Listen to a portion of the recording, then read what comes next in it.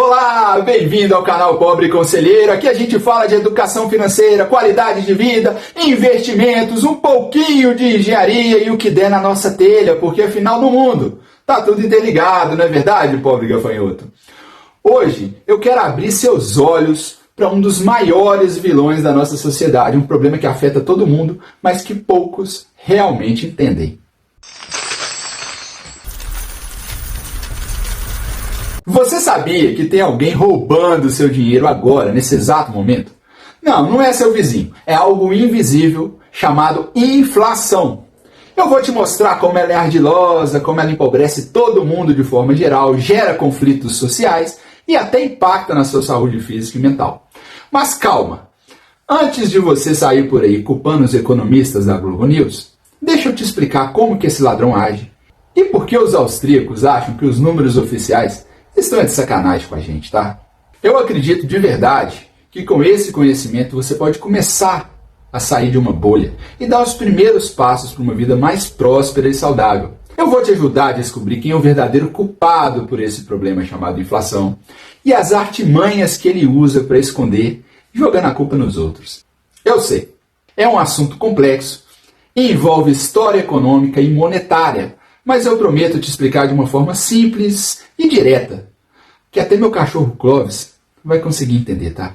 Antes de começar, deixa seu like, se inscreve no canal, porque isso ajuda muito e me motiva a trazer mais vídeos como esse. Bora pra lá?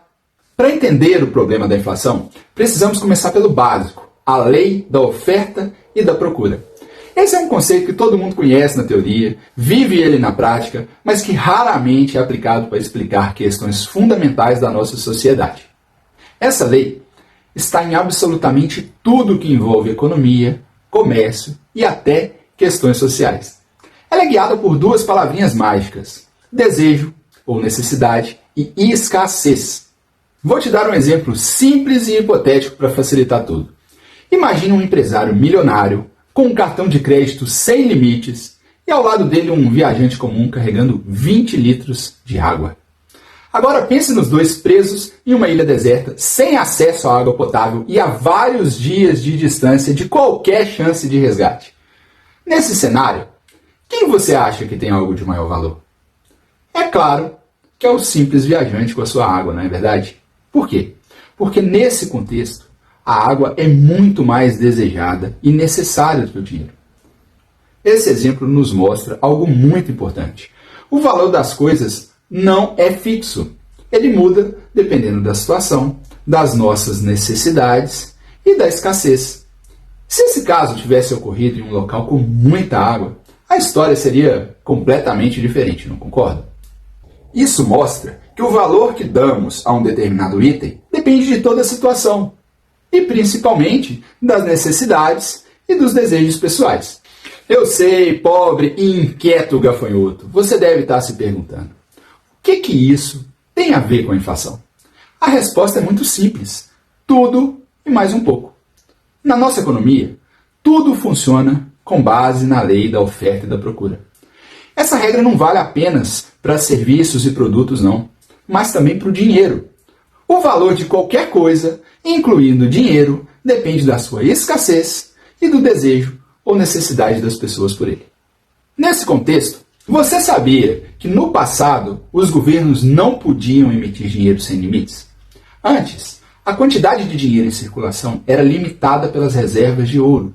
Isso significava que, para imprimir mais dinheiro, o governo precisava aumentar o seu estoque de ouro, garantindo que o dinheiro tivesse um valor real e tangível. Antes de 1971, o dinheiro tinha um limite natural para sua emissão porque era lastreado em ouro, graças ao Acordo de Bretton Woods, firmado em 1944. Esse sistema estabelecia que o dólar americano poderia ser trocado por ouro a uma taxa fixa, enquanto as outras moedas estavam atreladas ao dólar. Isso criava um controle rígido sobre a quantidade de dinheiro em circulação, já que imprimir mais dólares exigia um aumento correspondente nos estoques de ouro. Porém, em 1971, o presidente dos Estados Unidos, Richard Nixon, encerrou unilateralmente a conversibilidade do dólar em ouro num evento conhecido como Nixon Shock. Isso deu início à era do dinheiro fiduciário, onde o dinheiro não tem lastro em ativos tangíveis e pode ser emitido sem restrições. Ficou só no bigodão, pequeno gafanhoto. Ficou só na confiança. E tem um problema grande nisso, tá? O excesso de dinheiro no mercado faz ele perder valor. Pense no dinheiro como qualquer outro bem. Quando ele é abundante, ele se torna menos valioso, porque não é mais escasso. Agora, aplique isso ao nosso dia a dia. Se o governo imprime mais dinheiro, mas a quantidade de produtos e serviços não aumentam na mesma proporção, o que acontece? O dinheiro perde valor de compra. Para adquirir o mesmo produto, você precisa gastar mais. Eu vou te dar um exemplo prático, tá? Imagine que de um dia para o outro, o governo duplica a quantidade de dinheiro em circulação no país. Agora, há muito mais dinheiro disponível, mas a quantidade de pão, arroz, carros ou qualquer outro produto continua a mesma, pois esses bens seguem o seu fluxo normal de produção. O que acontece? Antes, você precisava de R$5 para comprar um pão. Agora, como há mais dinheiro disputando os mesmos produtos, o preço do pão sobe. Talvez você precise de R$10 para comprar o mesmo pão. Esse aumento nos preços é o que chamamos de inflação. Mas é importante entender que a inflação não é apenas o aumento dos preços, ela é a consequência direta do aumento descontrolado da quantidade de dinheiro, ou seja, um aumento na base monetária. Tá, mas por que isso importa? Quando o dinheiro perde valor, todos os preços sobem e o custo de vida aumenta. Mas e o seu salário, poupança, investimentos, geralmente não acompanham esse aumento na mesma velocidade. Resultado, você, pequeno gafanhoto, fica mais pobre, mesmo que aparentemente tenha mais dinheiro no bolso. Tá me entendendo como que isso é sério? Esse desequilíbrio entre a quantidade de dinheiro e os produtos disponíveis é o elo que muitas pessoas não percebem ao discutir inflação. Entender isso é crucial para enxergar como a impressão desenfreada de dinheiro pelos governos afeta diretamente o seu e o meu dia a dia. E por que será que o governo, a grande mídia, alguns economistas não falam sobre a verdadeira causa da inflação? Por que eles falam só do aumento de preço? Simples. Eles não querem que você saiba a verdade. O governo prefere que você culpe terceiros, os comerciantes, as empresas, a ganância das pessoas, ou até mesmo os empresários malvadões. Enquanto isso, ele continua imprimindo dinheiro sem controle, porque isso é conveniente para eles. Porque enquanto você não entende o problema, não pode entender a solução, e eles podem continuar fazendo o que quiserem. Agora vamos fazer um exercício aqui hipotético. Imagine que você tem uma impressora de dinheiro em casa. Sempre que quisesse algo, era só ligar a impressora e prontinho. Aquele dinheirinho tá na conta. Parece um sonho, não é mesmo? Sabe qual que é o problema disso, gafanhotinho? Antes de saber, se inscreve aí, pô. Deixa aquele like maroto. O problema disso é que o resto da população não tem essa impressora. Eles precisam trabalhar duro para ganhar o mesmo dinheiro que você imprime com um clique. É justo. Olha só, imagine que hoje uma passagem de ônibus custe 5. Em um ano, o preço sobe para 10. Mas para o dono da impressora isso não é problema. Ele simplesmente imprime mais dinheiro para pagar o aumento. Mas para quem precisa economizar cada centavo, esse aumento pode significar menos comida na mesa ou menos recursos para outras necessidades básicas. Enquanto o governo imprime mais dinheiro, o nosso dinheiro perde valor. Somos obrigados a trabalhar mais para comprar as mesmas coisas. Enquanto isso, o governo se beneficia desse sistema.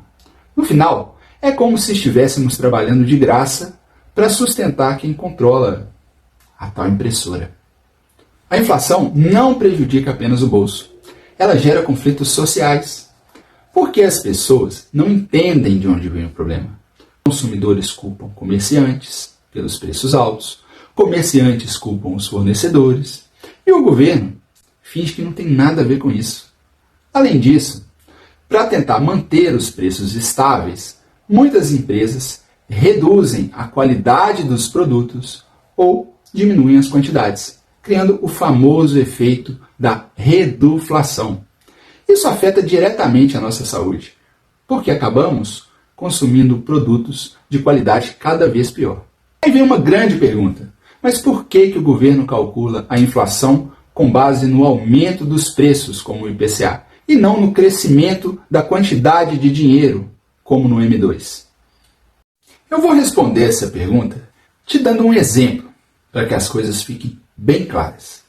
Em 2023, o IPCA foi de cerca de 4,6%, mas a oferta de dinheiro, medida pelo agregado monetário M2, cresceu aproximadamente 18%. Isso mostra que a inflação real é muito maior do que os números oficiais indicados pelo governo. Por esse motivo, a Escola Austríaca de Economia não está nem aí para o IPCA. Para eles, a inflação não é só o aumento dos preços, é toda a expansão da base monetária. Sabe quando o governo imprime dinheiro como se fosse papel de presente? Então, é disso que eles estão falando. Por exemplo, imagine se você tivesse investido R$100 mil por um ano em 2023 em um título do governo como Tesouro Selic. Isso é o mesmo que você emprestar R$100 mil para o Estado. O Tesouro Selic rendeu aproximadamente 13,65% nesse período. Logo, esse dinheiro teria rendido cerca de R$ 13.650. E desse valor, ainda teríamos que descontar 20% de imposto de renda, o que daria um rendimento de R$ 10.920. Ou seja, renderia 10,92%. Entretanto, o Estado de janeiro de 2023 a dezembro de 2023 aumentou a sua base monetária em 17,83%, ou seja, ele imprimiu quase 18% e só te entregou quase 11%. Logo, você está recebendo menos que o Estado está imprimindo. Então, você está perdendo dinheiro, pois já sabemos que quando o Estado imprime reais, ele não aumenta a riqueza, mas sim dilui o poder de compra de quem possui o dinheiro. É triste, não é verdade? Para que o seu dinheiro realmente tivesse gerado uma valorização real, você teria que ter alcançado um rendimento superior aos 18% que o Estado imprimiu de moeda. Logo, nesse caso, pequeno gafanhoto, esse seu investimento aí, gerou juros negativos. Você perdeu quase 7%. Aí você pensa que a sacanagem acabou, né? Ainda não, meu querido. Ainda temos que falar do efeito Cantillon, que é basicamente o seguinte: quando o governo cria dinheiro, quem recebe o dinheiro primeiro? Grandes empresas, bancos e etc. Lucra com isso, pois utilizam o dinheiro primeiro, sem atualização da base monetária, pois são esses que injetam o dinheiro na economia. Já o pobre, que compra o pãozinho lá no final do processo, esse sim paga mais caro e só toma prejuízo. No fim, é como um jogo onde você chega atrasado e todas as melhores cartas já foram distribuídas. Traduzindo para o português claro, enquanto você luta para pagar a conta de luz, o Banco Central está de boas, jogando banco imobiliário com seu futuro. Esse tipo de manipulação prejudica os investimentos, as economias e até mesmo o mercado imobiliário, que parece crescer, mas na prática apenas acompanha a desvalorização do dinheiro.